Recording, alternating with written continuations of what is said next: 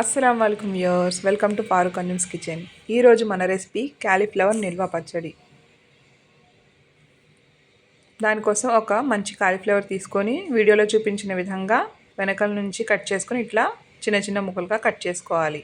దీన్ని ఒకసారి వాష్ చేసుకొని వేడి నీళ్ళల్లో ఒక 2 నిమిషాలు ఉంచి తీసేయాలండి. ఎక్కువసేపు ఉంచకూడదు. ఎక్కువ ఉంచితే ముక్క మెత్తబడిపోయిద్ది. త్వరగా తీసేసి ఒక జల్లెడలో వేసుకోవాలి.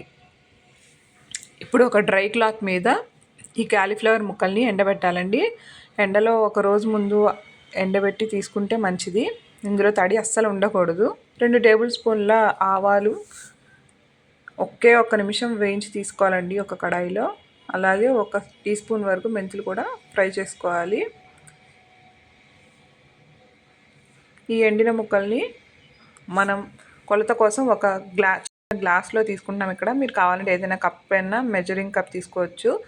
నేను ఇక్కడ 3 కప్పుల వరకు నాకు కాలీఫ్లవర్ ముక్కలు వచ్చాయండి.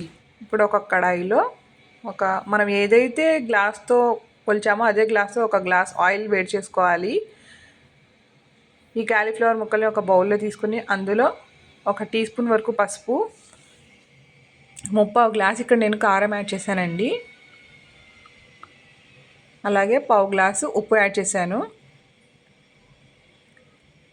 ఇప్పుడు వేడైన నూనెలో 1 స్పూన్ పచ్చిశనగపప్పు తాలింపు కోసం, 1 స్పూన్ ఆవాలు, 1 స్పూన్ జీలకర్ర వేసుకొని కొంచెం సిమ్లో ఫ్రై చేసుకోవాలండి. కొంచెం చిటపటలాడిన తర్వాత అందులో 15 వెల్లుల్లి రెబ్బలు క్రష్ చేసినవి వేసుకొని, 1 ఎండుమిర్చి, కొంచెం ఫ్రెష్ కరివేపాకు వేసుకొని ఒక్కసారి కలిపి స్టవ్ ఆఫ్ చేసి, ఇప్పుడు కాలీఫ్లవర్ ముక్కల్లో 1 స్పూన్ వెల్లుల్లి రెబ్బలు, మనం గ్రైండ్ చేసిన ఆవాలు మెంతి పౌడరు, అందులో 4 నిమ్మకాయల రసం యాడ్ చేసుకోవాలండి. మీరు కావాలంటే చింతపండు గుజ్జును కూడా యాడ్ చేసుకోవచ్చండి కొంచెం ఉడికించి.